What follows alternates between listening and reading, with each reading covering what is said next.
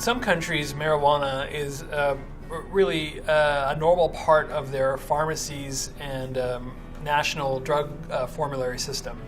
There are national systems for prescriptions for marijuana in Canada and Israel, for example.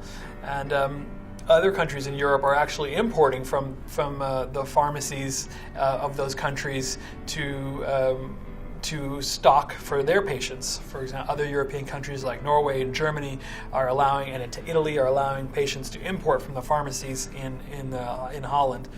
So marijuana in those countries is just, you could find it in your local pharmacy. In other countries, marijuana is distributed through a government-owned shops.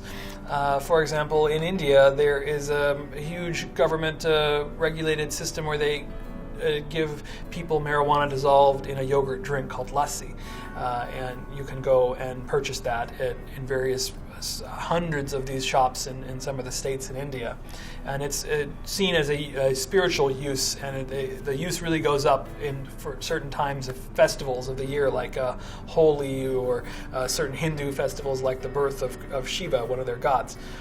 In other countries, marijuana is tolerated to be grown in private homes.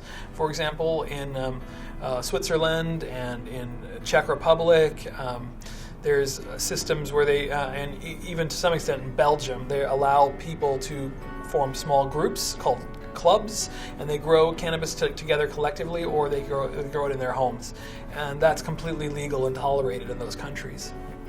So some countries, marijuana is regarded as a grounds to put you to death. That's an unfortunate situation, but it just shows you the extreme.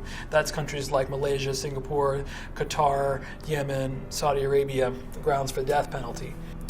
The framework in different countries is widely varying, and not just the United States is really has a schizophrenic approach to marijuana. The states say one thing and the federal government says another.